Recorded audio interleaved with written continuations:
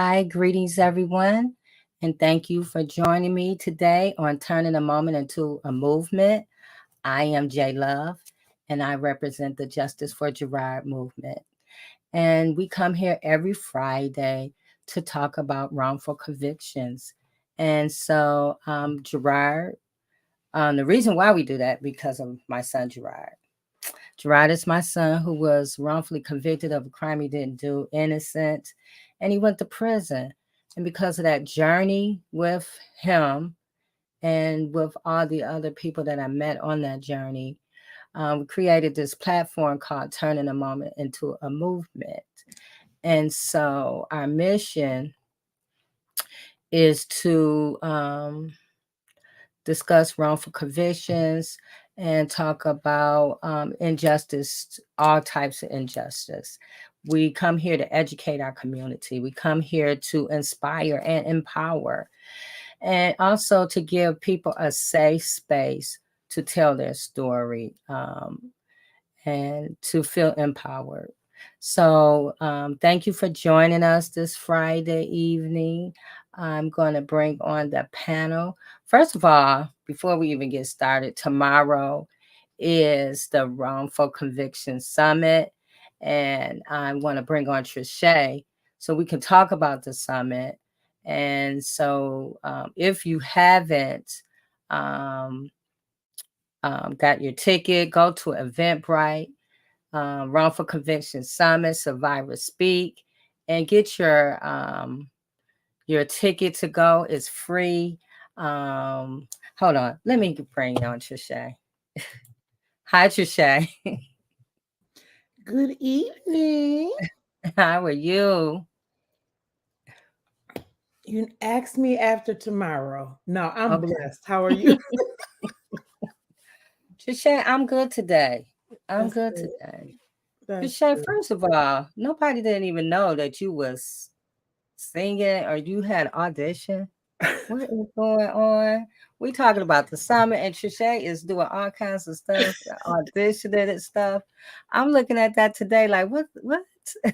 Yeah, I auditioned for The Voice, and you know what? I messed up the audition, so I knew they wasn't gonna pick me. So it Oh, was so funny. I Trisha. laughed so hard because it was such a panic, frantic moment. But all in all, I'm grateful for the lessons. I'm grateful for the experience. And, for me, I am just doing everything that I think I can possibly do. Um, we come here with so many gifts and talents, and sometimes we leave here with them because we have not exercised our gifts. That's And when it true. comes to my gifts and talents, I want to leave no stone unturned, and I'm willing Mhm. to use anything that God has given me for justice or to uplift people. So, yeah, I tried out. They said no, but hey, it is what it is. We But you moving on. did it, yes. Yeah, yeah. That's okay, Trisha. That's their loss. My mom to mom, well, where would you have time to do that anyways? I'm like, girl, I will cut some stuff. Yes. Oh, Busy goodness. bee, Trisha. So I started off talking about the summit, but I'll let you take it from there. I'm going to put the flyer up so people can get the address and Okay. everything. Yeah, so tomorrow, all roads are leading to Washtenaw Community College. That's 4800 East Huron River Drive, Ann Arbor, Michigan, 48105. Again, that's at Washtenaw Community College in the Morris Lawrence building. We're coming together for our annual summit where we will be taking a look at accountability as it pertains to wrongful convictions and what we can do, right, to um, I would say curb, eradicate the injustices of wrongful conviction. It's not enough to just let people out and let people come home. We have to actually stop the reason why they're going in there. And if you see here on the flyer, 60% of wrongful convictions are due to official misconduct. That is way too much. as to where if we take a look at holding our officials accountable and make examples out of them, then maybe, just maybe, that will be a deterrent for anyone else who thinks that they can get away with corruption and wrongfully incarcerate one of our brothers and sisters. So we hope that you all come out tomorrow. Again, that is tomorrow, Saturday, from 12 p.m. to 3 p.m. We're going to start out with a special prayer for the wrongfully convicted at 11:30 a.m. We're going to open the doors at 11:15 p.m. We'll have little light snacks for those who are registered. We have actually Jimmy John's, some lunch being served, and that is courtesy of Washtenaw County Prosecutor Ellie Savage's office. So we're just coming together in the name of justice. We're calling this a justice gathering where we're putting our heads together, getting more information, learning, coming alongside each other so that we can continue to fight this good fight of faith. I believe that the tide is turning. I believe that we will see justice. A lot of people say, "Oh, I'm not going to see justice in my day." And no, you speak for yourself, because I believe that we will see justice in many different forms as it pertains to wrongful convictions or any injustice that people are facing. So again, come on, come on. All roads lead to Washtenaw Community College, the Morris Lawrence Building, tomorrow from 12 to 3 p.m. Yes, Trisha. And for those who attended last year, this is the same location. And there is a great networking event. You're going to meet so many people. If you've been impacted by wrongful conviction, I would suggest that you come down to meet. There'll be so many people there that you can meet and talk to and just be in that space. So please, please, please, from 12 to 3 p.m. tomorrow, come down there. Yes, thank you, Trisha. And also, too, Jay, I want to add that we will have a special tribute tomorrow to my nephew, who was, we believe, murdered. And in our opinion, his case is a wrongful conviction. It's a Mm. wrongful accusation for sure, but it just shows how our injustice system, I'll call it, treats those folks who look like us, right? Mhm. And don't care about the lives lost. And there are so many, um, what's the word? Clues that they didn't even investigate. So many different things that didn't even test fingerprints, didn't even test gunpowder residue on his hands, nothing, but just slated him to be a murderer in his death because he's not here to defend himself. But it's okay. Like my big brother said, they picked the first he said the wrong family, but no, they picked the wrong family and the right family. Because Mhm. for us, it's not going to be just about my nephew. It's going to be about my nephew, your niece, your mother, your father, your husband, your wife, whoever is suffering due to wrongful incarceration. We are uplifting that on tomorrow. We want to do that alongside you. So we hope you can make it out. Yeah, and we want to get into that too next week, Trisha. Okay. We want to dig into it. Yeah, we can So, bring his mom on actually. So Bridget Brown Jackson, she is a warrior in her own right, and I believe is more picking up the mantle now to fight for justice, not only for her son. Jay, and I would love for you to meet her too, because it's so similar how you all's roads led you to this wrongful conviction fight. So I'll be excited for you to meet her tomorrow. And she's a all right. public speaker. She does a lot of great stuff. So she'll have a table there tomorrow as well. So folks can stop by her table and see all the things that she does that can help enhance our community. Yes, I can't wait to meet her. Yeah. Yes. So I see Reverend Tia is here. Hey, Reverend Reverend Tia. Tia! Hi, Hello, Reverend Tia. everyone. How are you? Can you I'm hear me? great. How about you, Reverend Tia? Good, good. I'm good. I'm good. I'm so excited to be here and along with my sisters and Trishay, been praying for you and your family. Yeah. It's just heartbreaking. Thank you. Um, when we look at what is happening, when I look at that story and so many other stories that we touch upon, I remember in my earliest studies when we looked and studied what is actually violence and where does it actually begin. And we got to know that when we ignore others, when we ignore people, that's violence. Mm-hmm. When a person doesn't have a voice, is violent. I I had an experience just recently. Was helping out a family member. Father couldn't get here, and they asked me to. They sent money to me to go get their son out of Oakland County and go pay the bond.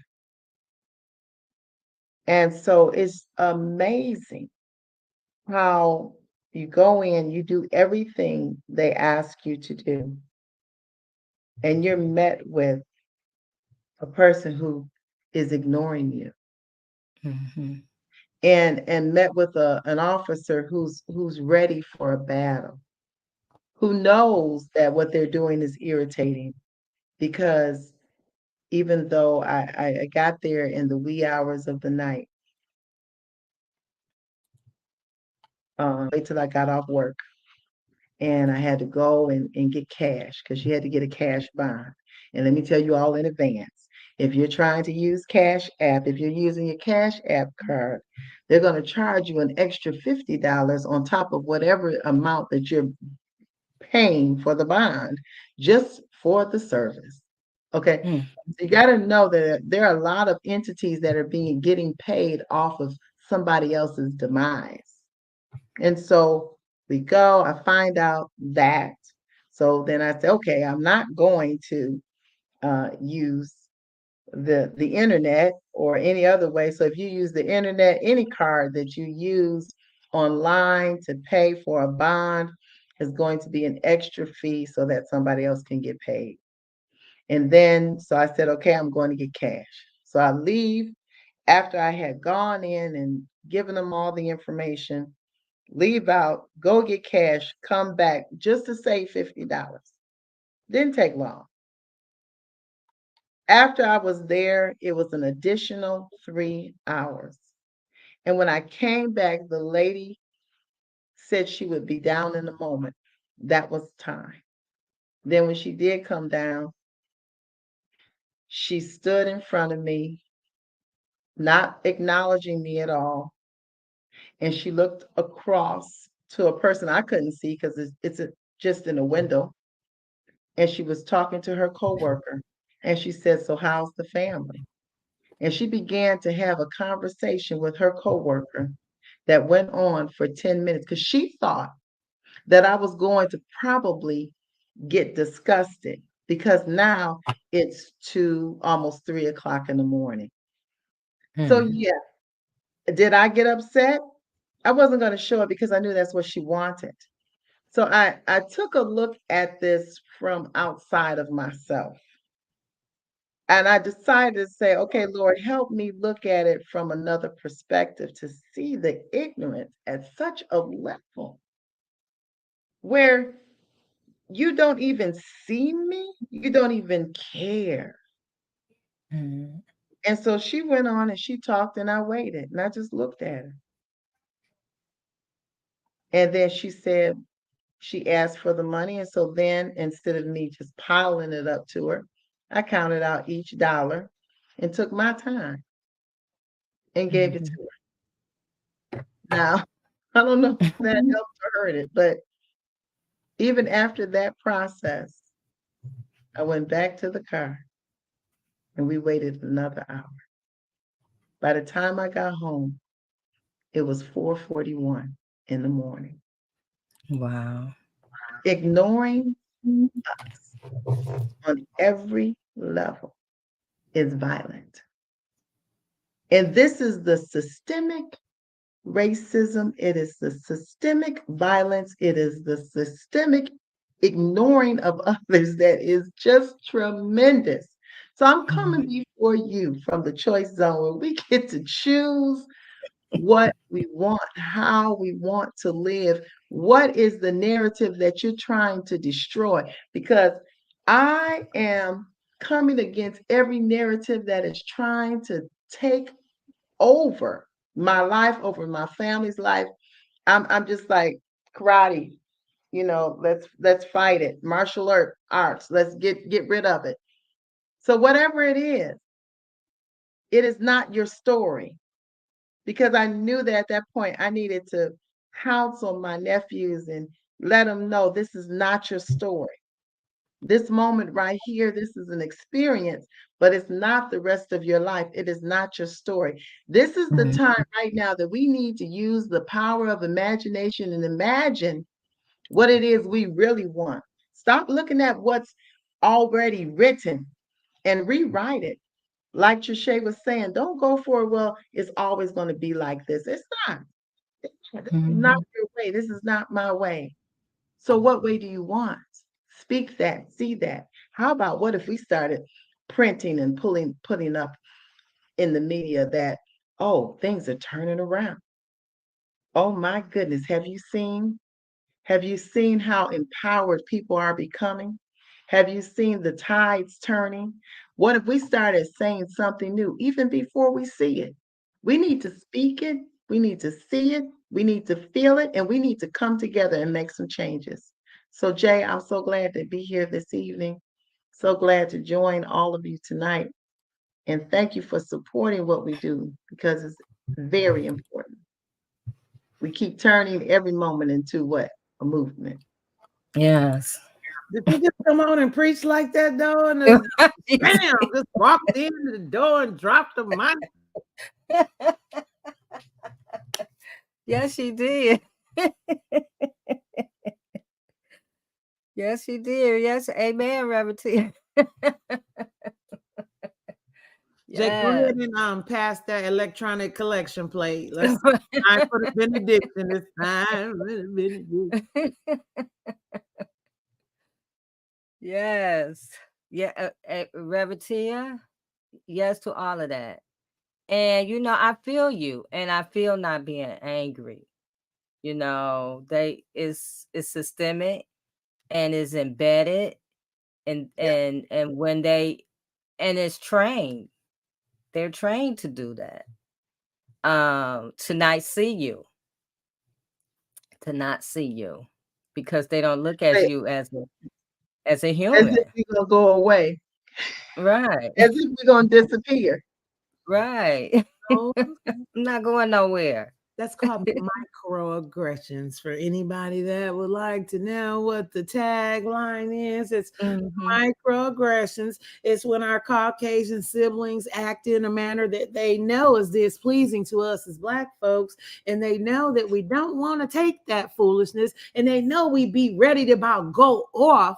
Right. And I believe that's why it's done, because they know that if they push the proper button, then we will go off. But that is when you have to strategically woosah and don't give folks what they're looking for. See, you better than me. So I'm working on not giving them, but I just feel like if they ask for it, then they can get what they ask for.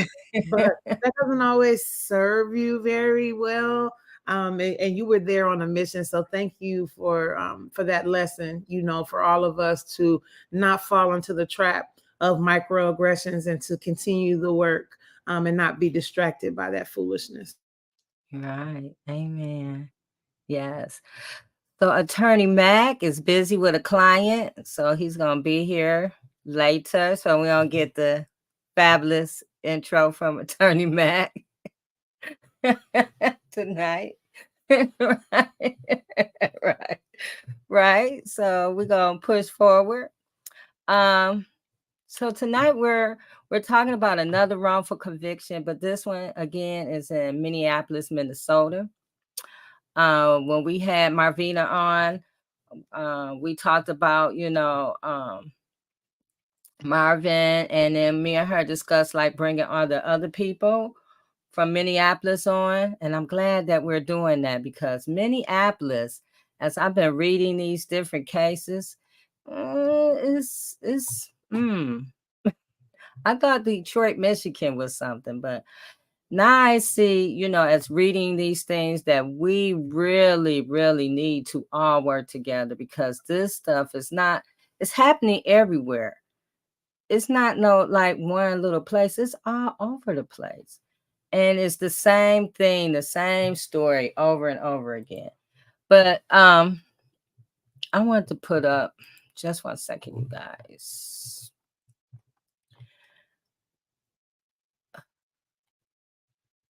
Deaunteze Bobo. That's who we're going to talk about. Deaunteze Bobo. He was wrongfully convicted of being the driver of a black four-door Tahoe Yukon with side-by-side black doors and tinted windows on June the 2nd, 2006, around 2:30 a.m. He was with the assumption that Bobo and the assumed shooter were together all night based off the assumed cell phone evidence. The shooter shot from the passenger rental in a parked car, killing a man and injuring another. So I have a video of Mr. Bobo, and I want to play it because I want him to tell his own story first. I'm Deaunteze Bobo. I've been unfairly imprisoned by the Hennepin County justice system. I want to first send my condolences to the family of both Mr. James Roberts and Reginald Nichols. For the past 17 years, I've been incarcerated fighting. Not only that I was falsely accused, but I was mistreated by the system. I wasn't going to answer any questions about my wrongful conviction, so everybody got a clear understanding of my and situation. How I was poorly represented, unfairly prosecuted, and biased police officers like activists under Bruce Balkan's false statements are being considered credible, regardless of the paper trail that I have to prove otherwise.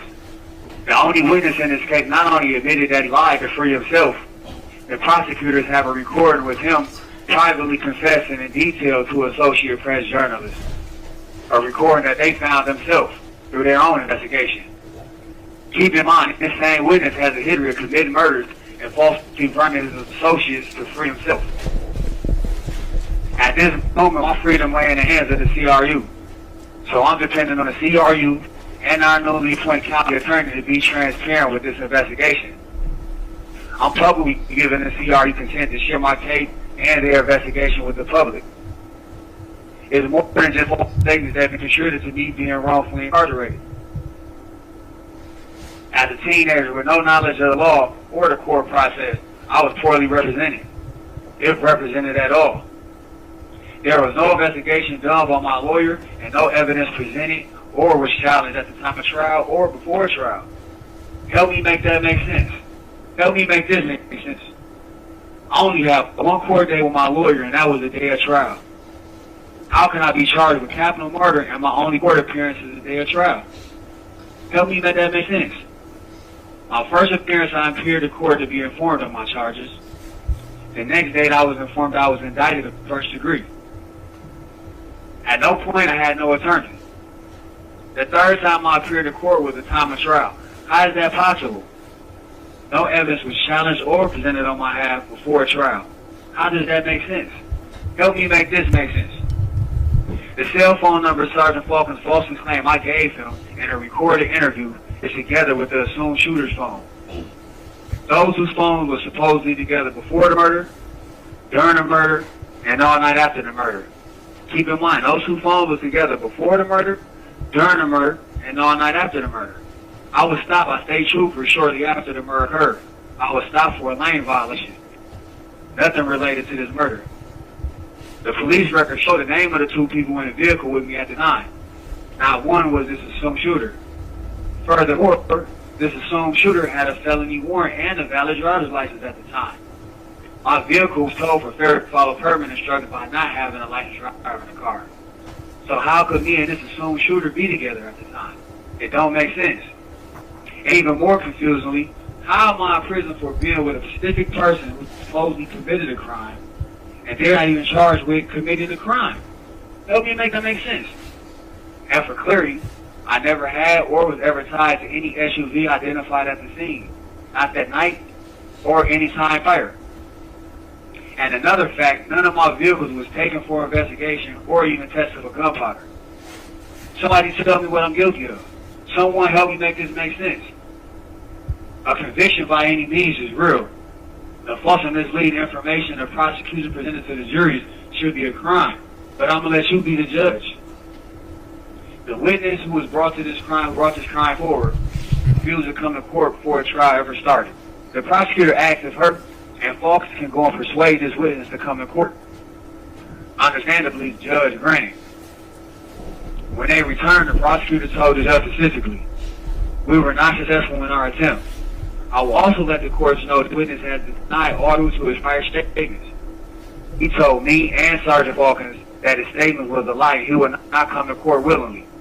This man was then literally shackled and dragged to the courtroom. Literally shackled and dragged to the courtroom after he clearly admitted to them that he lied and he will not testify. My lawyer did not object to the treatment. My lawyer didn't challenge none of the treatment. Help me make that make sense. Who's representing me?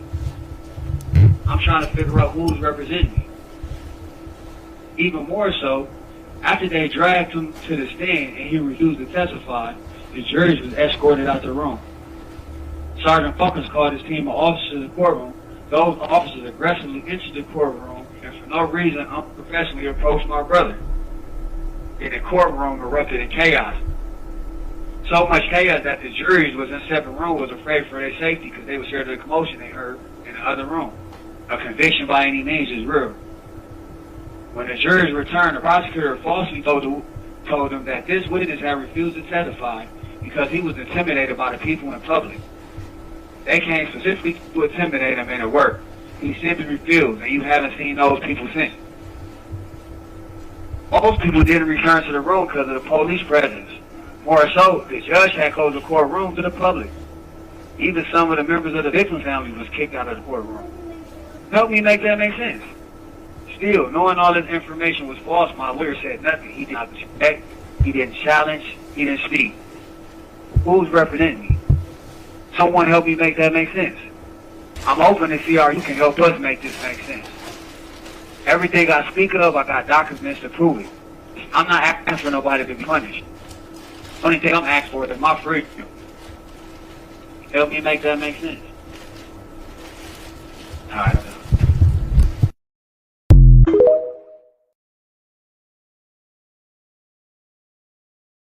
Yes. I'm going to bring on our guest, Nakisha Armstrong, the co-founder of Minneapolis Family Justice Council. I think I got that right. Hi, Nakisha. Did I get that right? I got that wrong. It's wrongful conviction, justice reform, Minneapolis Justice for Us. Justice for Us. Yes. Thank you for joining us. No problem. Thank you. Thank y'all for having me. I appreciate it. And thank y'all for the work that y'all do. Thank you. So tell us about Deaunteze Bobo. So Deaunteze Bobo is actually my kids' father, which my kids is now 19 and 17. And he was wrongfully incarcerated in 2007. And ever since then, we have been fighting for his release, like ever since then. But now it's just like, ever since like George Floyd, it's just been more like broadcast, so then it's more like, oh, we got help. It's people out there that's actually fighting for different things. So we've been like, it's been good because we've been putting out more things. You know what I'm saying? People starting to recognize like there is wrongful convictions because people don't know, like they think, okay, the law is the law and yes, they're correct. No, there's wrongful convictions happening all the time, and Deaunteze Bobo is one of the cases. Mm-hmm. So how old was Deaunteze when all of this happened? He was 18. And this is like 2010 2005, 2006. This, would have been 2006 because he got convicted in 2007 because he was sitting down there. He was actually on a probation violation from like a juvenile offense. And then as he turned 18 with that EJJ, we have EJJ here in Minnesota, then it put him as an adult. So then he was sent to the adult county detention. And then as he was sitting there, that's when this case came about. Like he was moved from the cell that he was in. He had been in that cell for a while. And then he was moved from the cell that he was in and placed into another, what do they want to call it? I'm going to say cell, but another unit. And then that's when this case came about. So when he was placed into this unit, he was in a unit with Samuel James. That's the witness that they have. So with him being placed into that unit, 6 days after he was placed into that unit, he got charged with the aiding and abetting. And Samuel James was actually moved out of that unit during the same time. So then that's when we got the discovery that Samuel James basically stated that Deaunteze told him that he committed this crime. So he was like a jailhouse snitch or something. Exactly. Which I know he was coerced into this. This young man was coerced into this. So okay. Oh, go ahead. I mean, oh no, I was done. Oh, okay. So I was reading about this whole case, and he the person who was the snitch or whatever, he recanted his story. Yeah. And so he recanted. Go ahead. Go ahead. I'm sorry to interrupt you. No, it's fine. So no, yeah, he definitely recanted his story, and the thing about it is he basically admitted to the crime. But this is not the only crime that he admitted to. So it was like 2 other individuals that was his relative, and he had falsely accused them of doing a crime. So I guess during an investigation, the detective found out that those individuals didn't do the crime, that he was the one who actually did the crime. And then so they charged him with the crime. So he's actually in jail now. So how do you get charged with aiding and abetting when there's nobody you aided and abetted? And that's what I don't understand either. I don't understand how Deaunteze is charged with aiding and abetting when there's nobody who's ever been charged. There's nobody who's ever been convicted of this crime. So how is Deaunteze charged with aiding and abetting a ghost? That does not make sense. Wow. And this was the same. Is this the same like policing agency as Marvin Haynes? Yes. So and then the attorneys on his case is Klobuchar, Amy Klobuchar. The head attorneys on Deaunteze is Michael Freeman. But once Klobuchar left, they appointed Michael Freeman. So it's the same pattern, just different faces. So, and she ran for president again. Yeah. When we talked about that with Marvin, she ends up running for president. But have she ever acknowledged any wrongdoing in office, or her office did, or any harm that they did? Have she ever acknowledged that, or try to do? She never acknowledged anything. I mean, with Mayan Burrell's case, she didn't acknowledge it. She stated that she'll do this or she'll do that, but it was only the community and the people that made that happen. But she never acknowledged anything.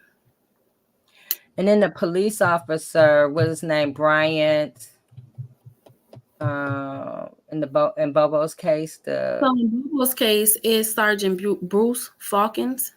Yeah, that's the detective on his case, who was kind of forced to retire because of the racist comments he made in 2020 during the George Floyd. Exactly, during that Stallings case. Yeah, where they beat him. Yeah, and then he was saying, "Let's go hunt these people." That's what they do. They hunt Black people, and that's what happened in Deaunteze's case, and a lot of other people's. Right. And nobody would, you would think if somebody has proved themselves racist, well, in my mind, because, you know, that someone else would say, hey, we need to look further into his activity. And have he caused any, has he actually hunted people, seeing that he made this, you know, on this comment that, you know, let's go hunt some people. Has he actually hunted anybody? Exactly. But now he's retiring. He gets like $9,000 a month. Yes. For retirement. PTSD. Wow. For his PTSD. Exactly. But all the victims that he didn't harm within that time. Right. So I thought, you know, right before we came on, I saw this and I had to clip it and put it on here, seeing that you're from this area. What do you think about this right here? Oh, Lord Jesus. You know what? I think the system is working just how it's supposed to work, because there's no way that any Black person will get charged with assault and get no time. They send them to the workhouse. And guess what? The workhouse is if you have a job, you don't have to be there. And you only get this amount of time. The system is working just how it's supposed to work. That's what I think. So 15 days in a county workshop. So he gets to keep his job. Are you saying he gets to keep his job? He does not get to keep his job. He actually cannot work for any other, he can't be a police officer anymore, so he cannot work for any other department. But the thing is, he still get to work. He still get to be with his family. He still get to do other things. When you did this to this individual for no reason, and this individual suffered medical conditions, which is a long-term thing, and you just get a slap on the wrist. Yes. That's not even a slap. Right. That is not even a slap. That's a tap. That's a tap. You know, my daughter, when my grandbaby was really little and she wanted to discipline her, she would take 2 fingers and just touch her hand. And she, you know, of course, she would just fall out. That's what they did. They just touched. They didn't do anything at all. And the other thing is, he doesn't have not one bruise on him. Mm-mm. He gets to just live his life, you know. You cannot, racism means that the whole system is not a just system. You can't have racism and justice. It can't fit in this equation. So you can't judge rightfully with a racist mind. To think that people can do that and they can separate these internal feelings is asinine. Totally asinine. I definitely agree. 15 days, Rabatia.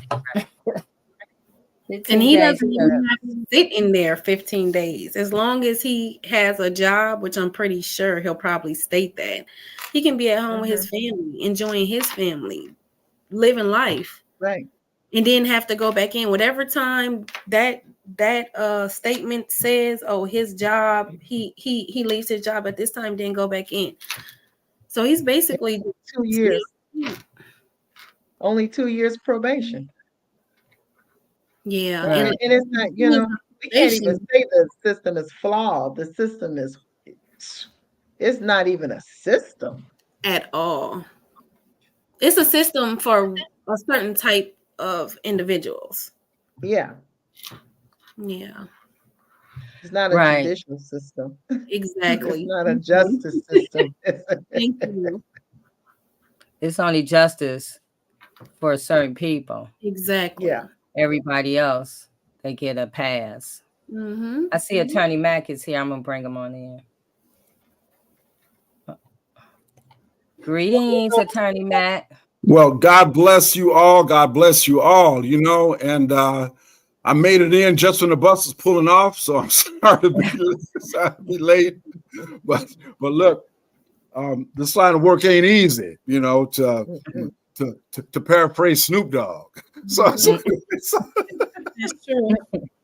it ain't easy, you know. But anyway, God bless you. I've been listening to some of the conversation here, and I'm glad to be able to be here to at least take part in part of it. But my spirit was with you, but people need help.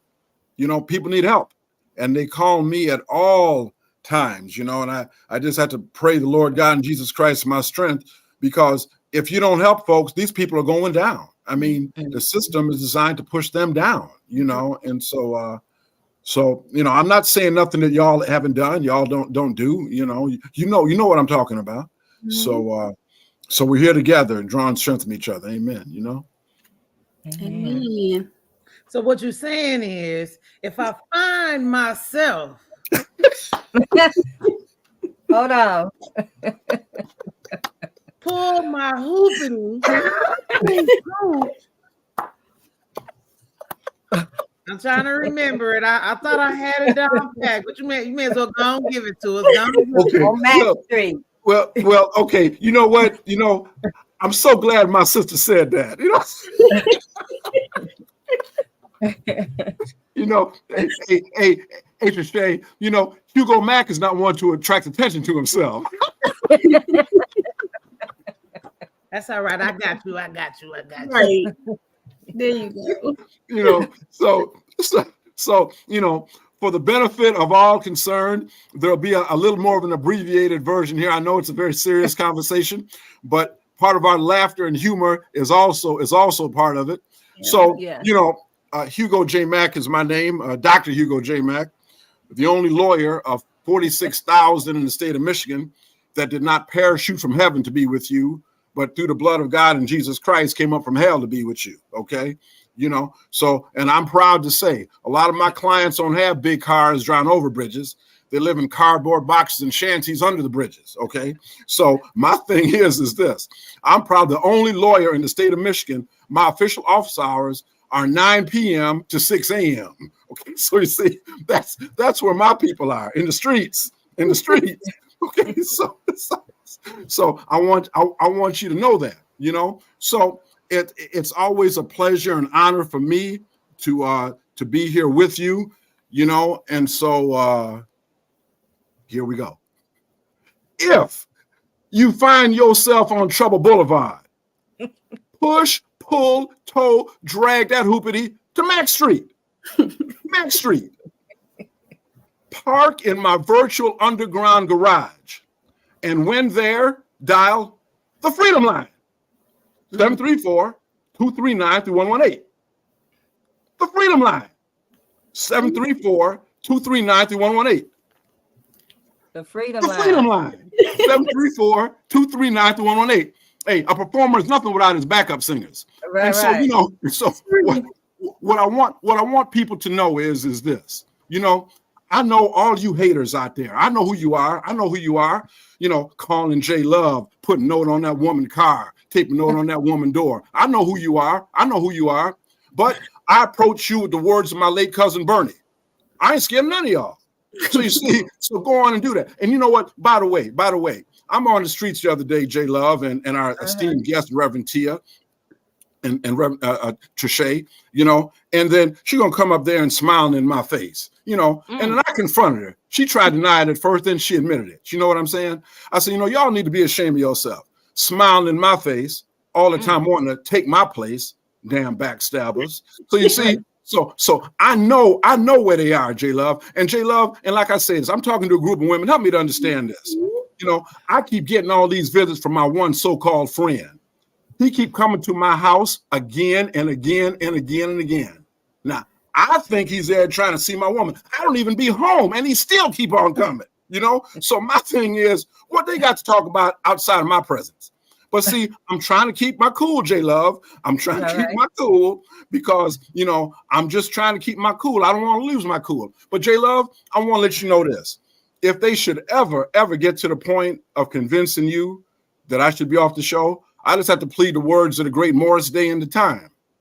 Ain't nothing worse than rejection. I feel a little bad you just slapped my face, J Love. So rather than take me off the show. So what I want to do now, before we end up, we'll do it a cappella this time. I want y'all to excuse me for a moment while I do the boogaloo. Okay. And introducing for some and reintroducing for others, our newest Janice, the Janice.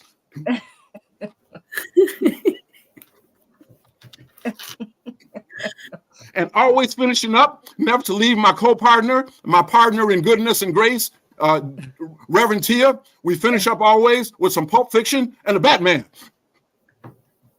Okay.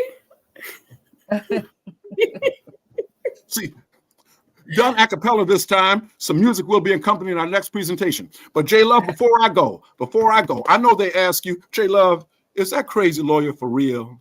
I mean, is he for real? That clown, that buffoon, that sideshow, that freak, is he for real? And I want to answer all you haters right now. Is everybody listening? You're damn straight I'm for real. So, J Love, does this man endorse what he's saying? You're damn straight I do. Because these announcements brought to you by Hugo J. Mack Esquire, doctor, the one true king of Russia, Scotland, and Lower Harlem. I love you. Thank you, Attorney Mack. Thank you. Thank you. Yes. I love you. That. Yes. Now you done got us good. We straight now. We straight now, right, Trisha? Yes. Yeah, I think that about covered it. That Yeah. You're right. That got me right. Sandra almost had it all. I know. Sandra wasn't playing. She had it. She almost had it, the whole thing in there. Thank you. And she had it before we did. Right. And I know y'all saying, "Oh, y'all was just talking about something serious while you're laughing." Because sometimes you gotta laugh to keep Right, going. gotta laugh. Definitely. Right. You know, Yes. laughter is medicine for our souls. That's right. Yes. that are plagued with injustice. And I want to go back to what you said, Nakisha. How is it that somebody can do an aiding and abetting on a crime that didn't happen? And I just want to uplift right now Michael Lawson. Michael Lawson is incarcerated in the Michigan Department of Corrections. Michael Lawson was a co-defendant to Carl Bruner, who had a trial that went back to the Supreme Court, and a jury found that he was not guilty. There were videos that were withheld from the first trial that showed that they did not circle the building 4 to 5 times like the witnesses initially said it. So how is it that 3 years later, because Carl Bruner's been home since March 2020, how is it that 3 years, almost 4 years later, that y'all will allow a man to sit there for aiding and abetting to a crime that the jury say they did not commit? And the bad part about it is, in the trial for Mr. Bruner, they said that Michael Lawson was standing across the street from the club. Now all the witnesses said different things. Somebody said he was peeing. Somebody said he was smoking a cigarette. Another person said he was kneeling in a shooter position. Okay. But lo and behold, thank God for the video. Mm-hmm. He wasn't doing none of that. He wasn't even standing across the street. And the prosecutor knows this, yet he's still sitting there. The integrity unit knows it, yet he's still sitting there. And so, see, this is what I'm talking about. When we just said earlier, 60% of wrongful convictions across this country are due to prosecutorial misconduct. It's due to judges that operate under misconduct. It's due to police officers that operate. There is a tone of misconduct that is set and embedded in the fabric of this, what they call justice, what I'm going to say injustice system. And I'm going to tell y'all something. Ain't nobody coming to save us. Yep. Because this been going on and on and on and on. And it seems like there isn't any reprieve, no change. But you know why? Because we're not saying nothing. Exactly. because we're not doing nothing. Because unless it happened to ours, Yep. we're going to have our eyes on it. But I'm going to tell you something. I'm going to tell everybody something right now. Doggone it, you better put your hand to the plow and work. Because it is not you today, but baby, it could be you tomorrow. Man. I tell people all the time, don't fight for me like you'll fight for you. Fight for me. Don't fight for me like you fight for me. Fight for me like you'll fight for yourself.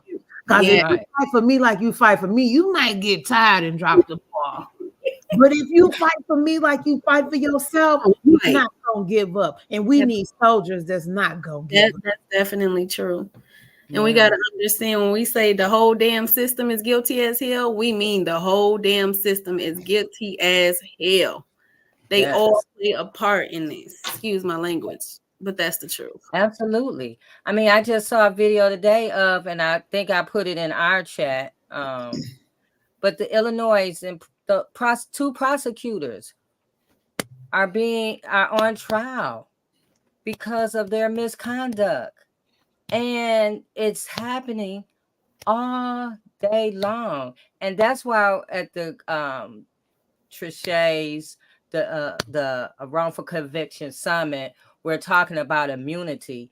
It's because the injustice of immunity is showing up in these wrongful convictions, in these wrongful arrests, in these police shootings. And it's happening. It's been happening.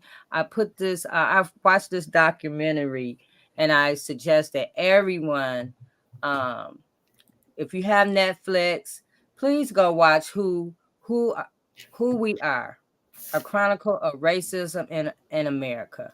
You have to watch that so you can understand the reason why we come here every Friday.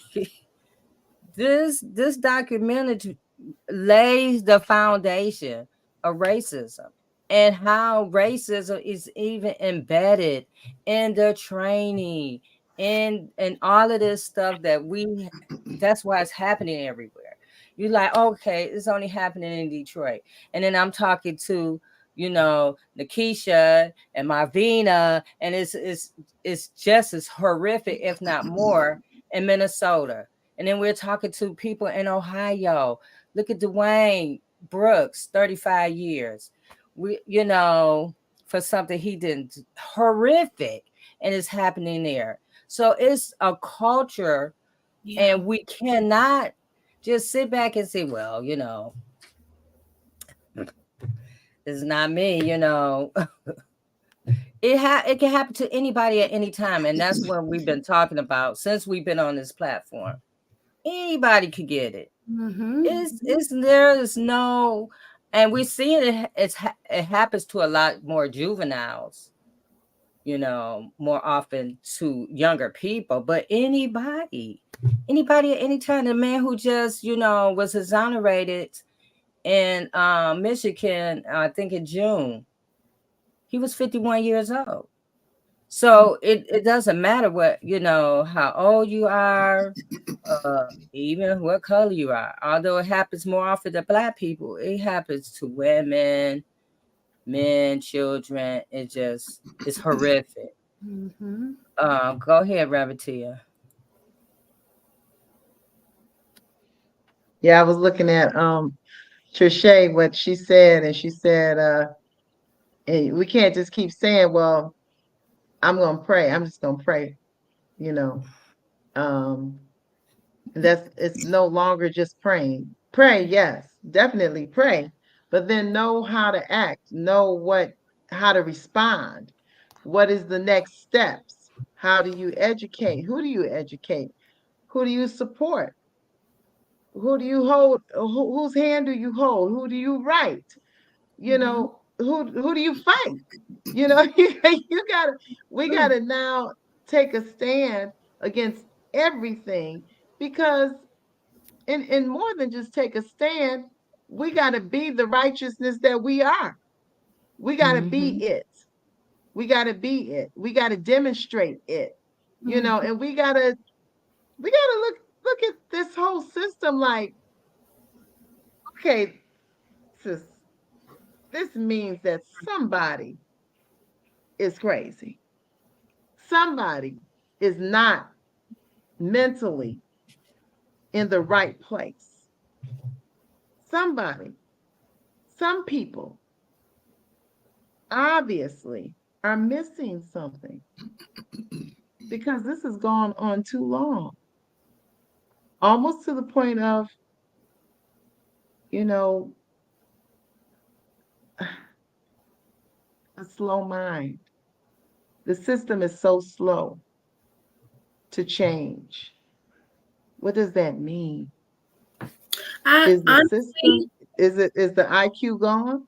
Do we have a low IQ? I believe, and these are my thoughts, I don't believe that they're slow to change. I think they don't want to change and they're scared to change. That's just my thoughts. Because you see the systematic injustice happening, and you see the wrongdoings. Why hasn't this changed?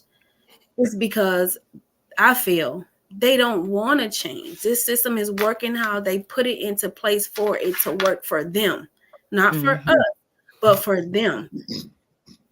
So that's how I feel. And if you look at the history. Yeah, exactly. There you go. And look at the history in this movie, in this documentary, it goes through the history. If you look at the history of how this whole system was created, it was created based off of race. That somebody was superior and somebody was inferior.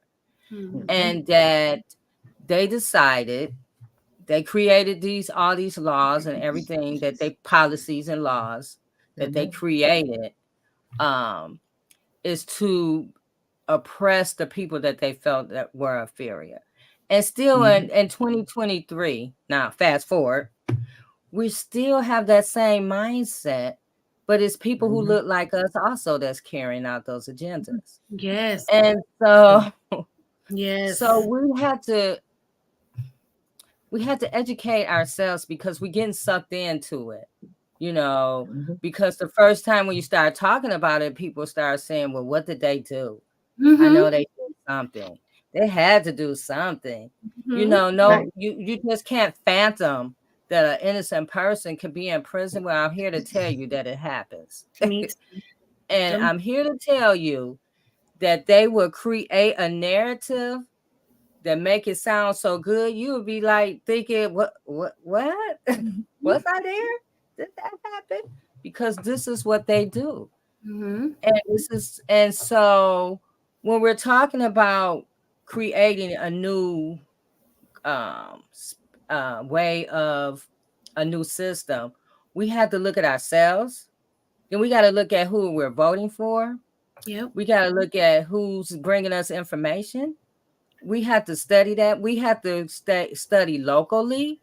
We can't get off into, because if the things ain't together where you live at, this is where it happens, where you live. And when you have people where you live that's pushing all these agendas and making all these laws that further criminalize you, it don't matter who's the president. It doesn't matter, because right where you live is where the problem is. The judges, the prosecutors, the chief of police. Those are the things that you can control by educating yourself and voting accordingly. I definitely agree. Attorney Matt. They're getting okay. I'm just gonna real quick. Can you hear me? Yeah. They're getting paid to build the case. They get paid to build the case. They're not paid to have justice. They're not paid to make things right. The money is going to only build the case. And yes, who's that who said that? It's about greed. Did Sandra say that? It's about greed. It's about money. Yeah. And so the more money, if I can make up a case, they make up cases in order to get more money, to waste more time. And the people who are penalized the most, definitely people of color, yes. And then people who are impoverished, people who are who don't have the economic means to fight. Yes. Or to get a lawyer. A real Because one. it's a Mhm. it's $1 billion machine. Everybody is profiting off of it except for you.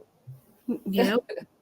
It is, because Everybody. once they get sentenced and then they go into prison, they're getting paid off of them for the labor that they do, which they're only getting like 25 cents. I don't know. Here it's 25 cents. I don't know there, like the margin or whatever, but they're getting paid off them. They need them in order to continue to get this money.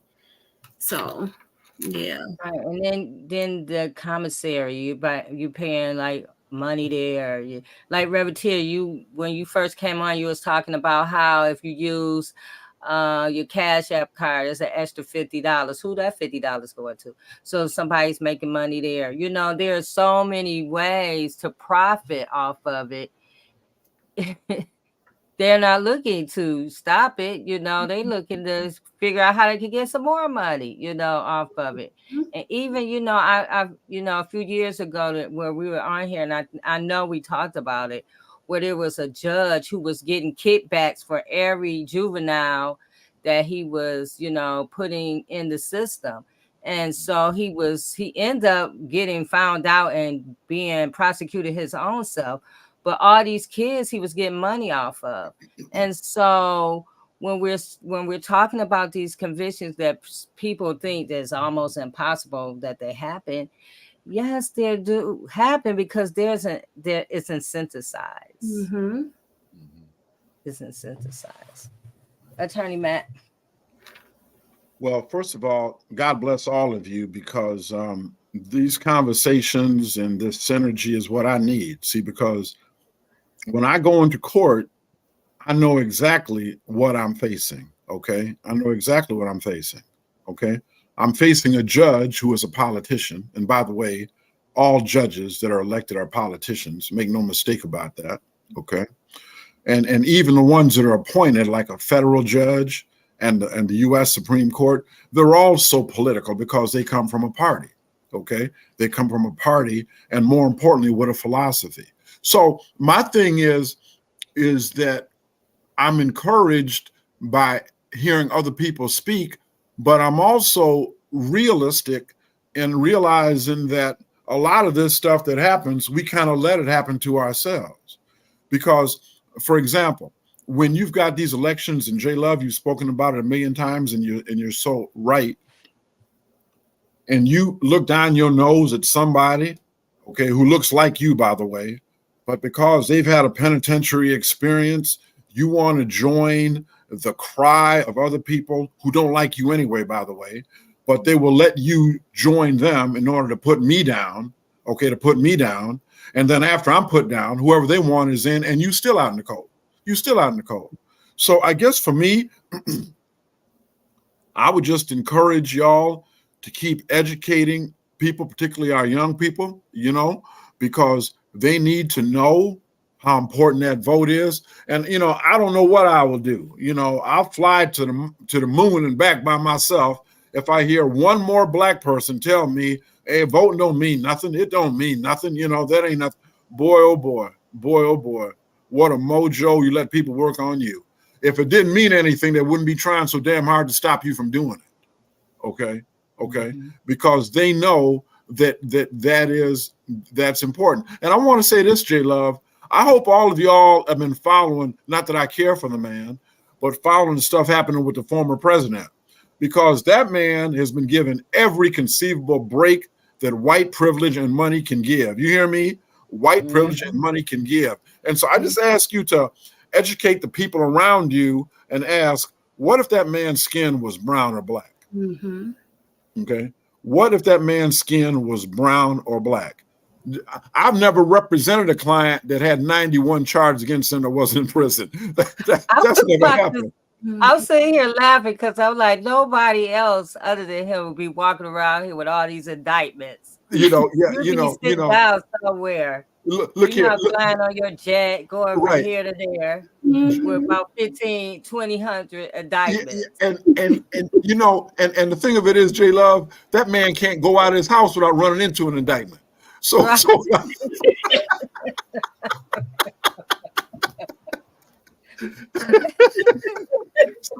so and see, my thing is that, and I know y'all know this, but boy, my Republican colleagues, they don't, and I say Republican because a lot of them are bent conservative, and I don't have a problem being conservative as long as you for justice, okay? As long as you're for justice, okay? That's my thing. But J Love, when people talk about the system and how people need to be held accountable, and how, these black people that's in prison, brown too, and some whites, they'll sacrifice a bunch of whites to get us. Yes, they will. Yes, they will. Okay. And so are in prison, and they've had due process, and they're only there because they're guilty. And I look at them and say, so only there because they're guilty. So you can have a man that has been found to be a sexual predator. Yes, he is. Yes, he is. Yes, he is. And all that. And you talk about, you want to presume in a court of public opinion, the man is not guilty of anything. So therefore, all 91 of them indictments is wrong. Every single one of them is wrong. Okay. All those grand juries in those 4 or 5 different jurisdictions, all of them are wrong. All of those elected prosecutors, they're wrong. All those police are wrong. Well, damn.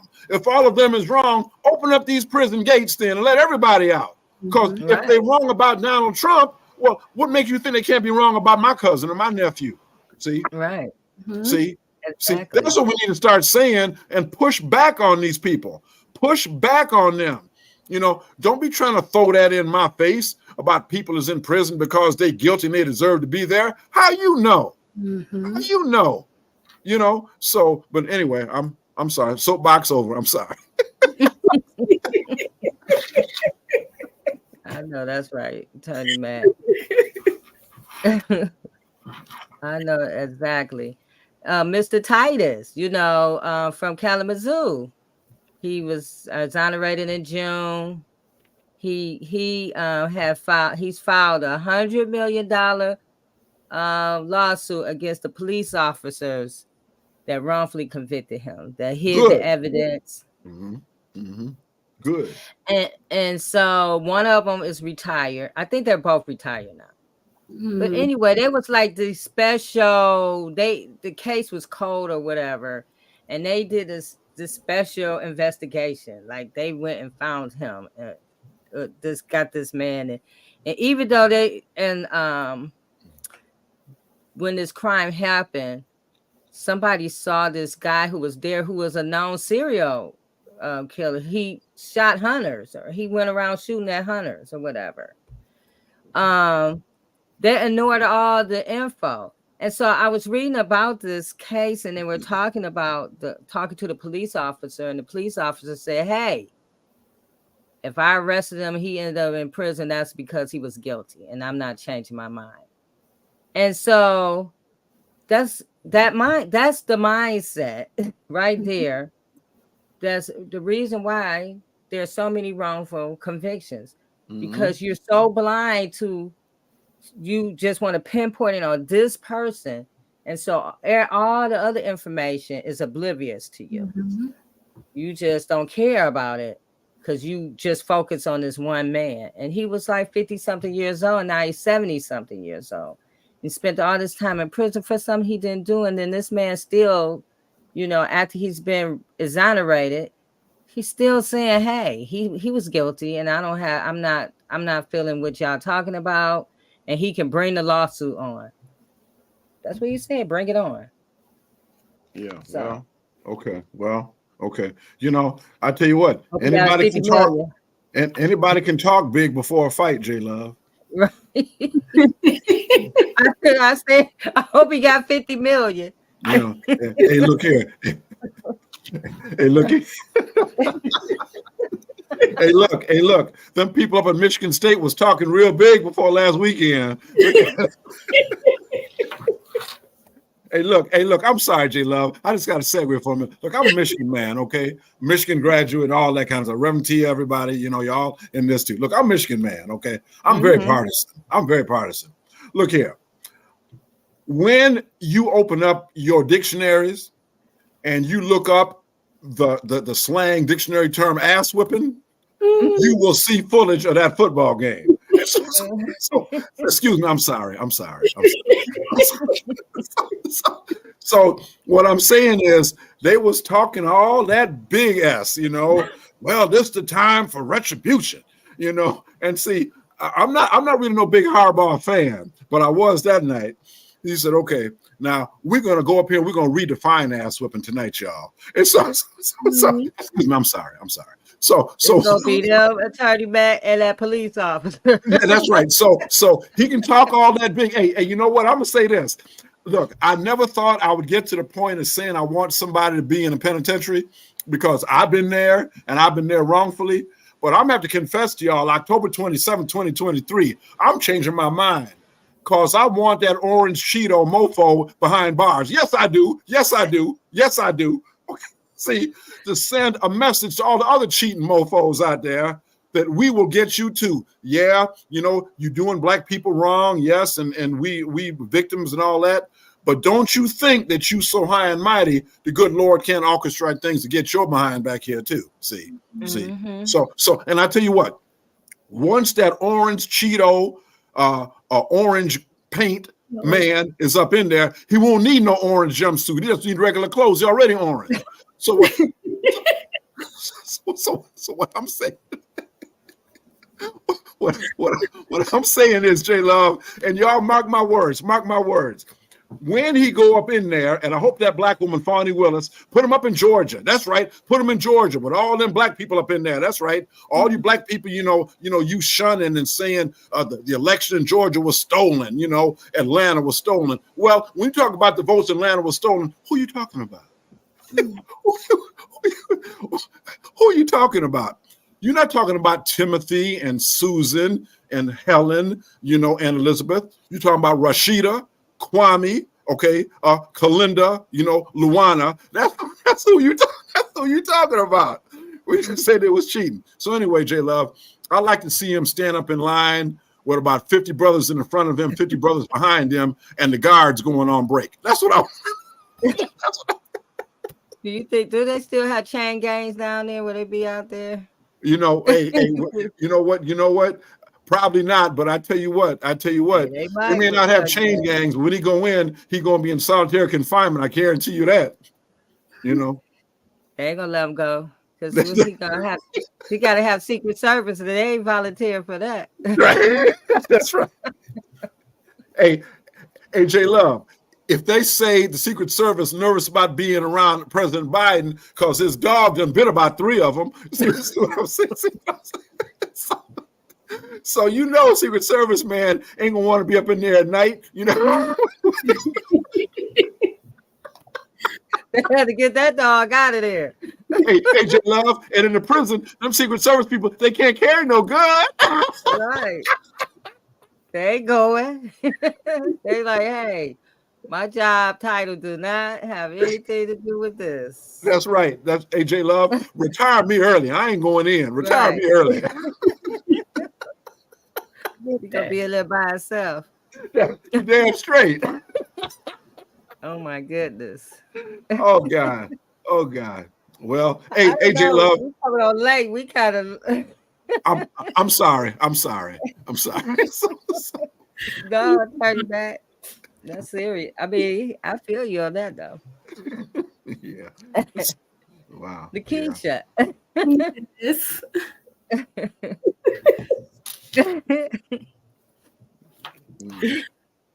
Yes, ma'am. Do you have something to say?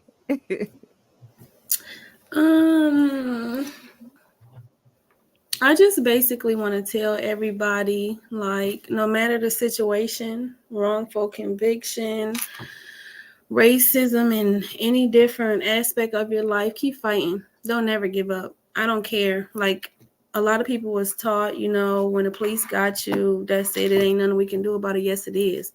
You keep fighting, you keep going, you keep learning, you keep educating yourself. Keep fighting, because don't let someone's life or your life be taken away from you, from these people. Continue to fight, no matter how hard it is, no matter how stressful it is. And I know you guys know, keep fighting. Don't never give up. Keep going. Yeah. God has the last say so. Amen. Yeah. That's right.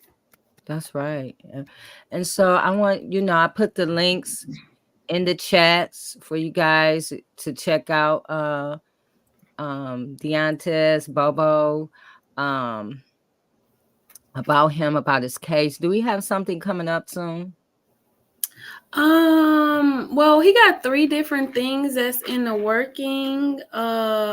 His case is in 3 different places. I don't want to say too much, but it's in 3 different places and it's in the working. Okay. We don't have any events coming up. He does do events for like the youth, and we're in another we're working on another event for the youth in regarding supporting them in them succeeding in life. But other than that, no. But I will keep you guys updated with the things that he does have going on.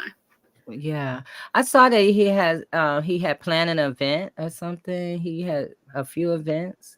Yeah, so he has multiple events. Like, he loves supporting the youth. Like, he doesn't get funding. We don't get funding, but he pays from out of his pocket to support the youth with their basketball tournaments, and it's a traveling basketball youth program, and then also he does the backpacks for the kids and so forth. But yeah, that event was nice.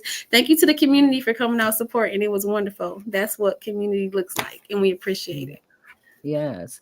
And so he makes 25 cents an hour working, and he's taking his money to support community. Yes. Wow. Yes.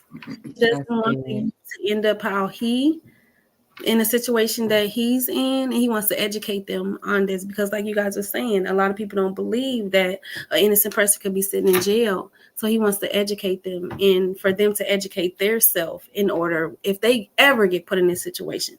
Because he was young, we was young, we didn't know, we depended on the lawyer when the lawyer didn't care, so he wants everybody to educate themselves and get an education just in case. Anything is possible. So and then I was, since I've been looking at the different cases from Minneapolis, Minnesota, and, when we first started, the stats was 2% of people who are wrongfully convicted, right?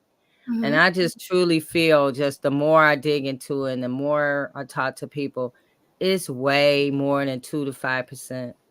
Way Some of more. you'll never know, because people take plea deals. Mm-hmm. All the time.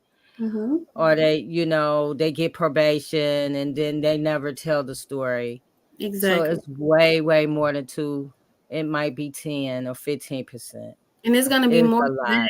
They just did an indictment and took 60 black people, black young men. So it's going to be more than that. And I believe it's more than that too. They only tell you what they want you to know. Exactly. You just do research. And we ain't even we just talking about the state. We ain't even talking about the federal system. So just imagine. That's a whole nother animal is in itself. Yes, it is.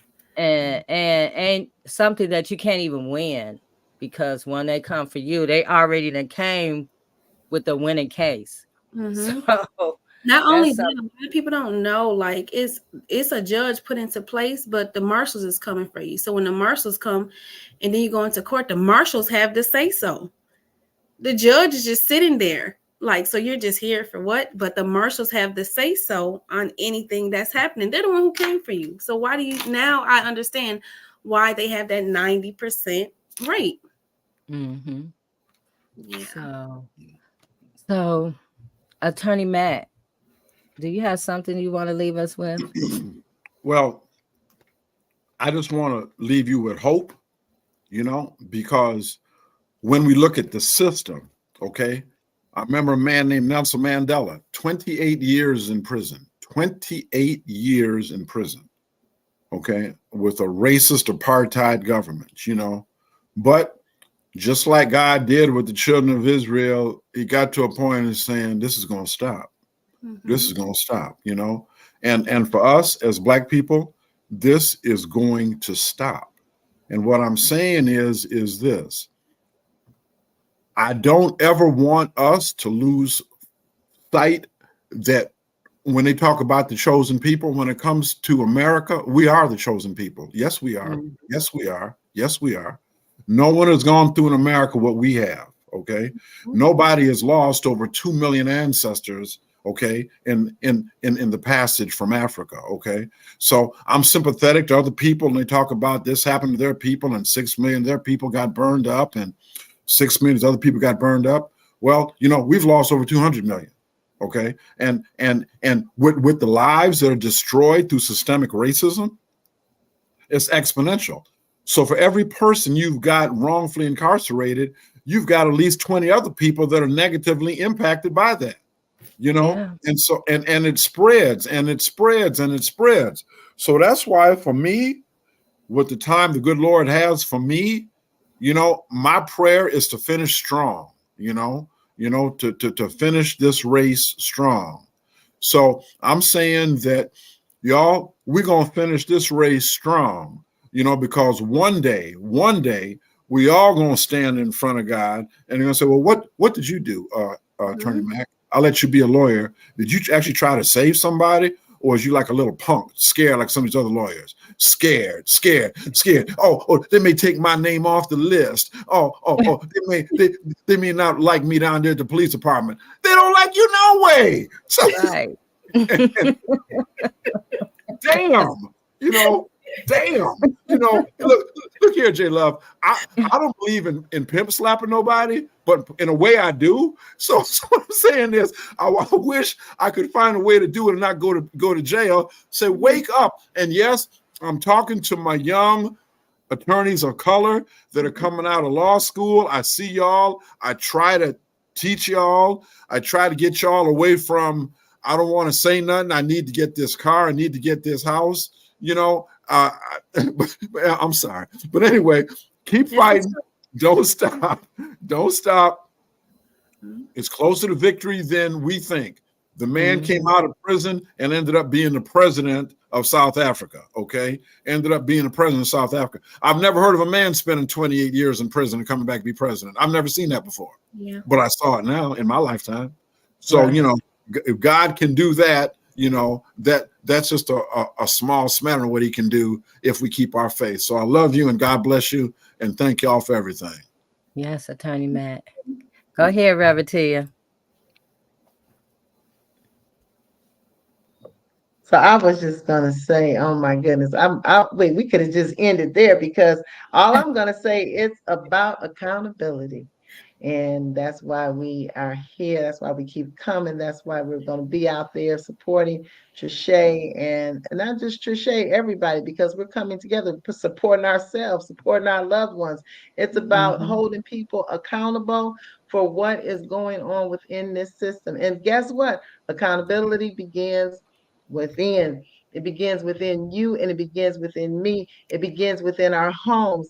It means that we're holding our children accountable for actions that they do when they're little. They have to learn that they are accountable for what they do, what they say, how they react to people and respond. Take responsibility. That has to be taught in the home, because I truly believe that we have a lot of grown folks, old folks running around here that need behavior intervention, who have not been held accountable. But today, we are holding everybody accountable, especially those who proclaim to serve the people. And I know we got this. Yes. And accountability, you're right, Reverend Tia, it starts with us. We can't hold anybody else accountable.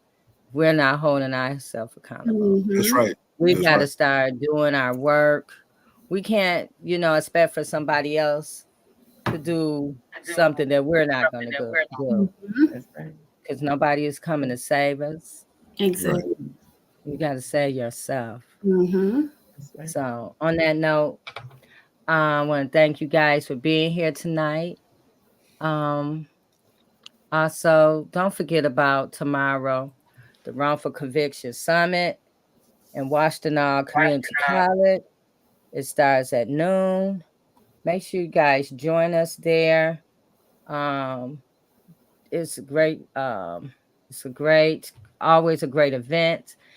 So tomorrow at noon. And also Key Crystal Clark in your prayers. Yeah. And if you wanted, for those who want to reach out to Crystal, there's her information, Crystal Clark.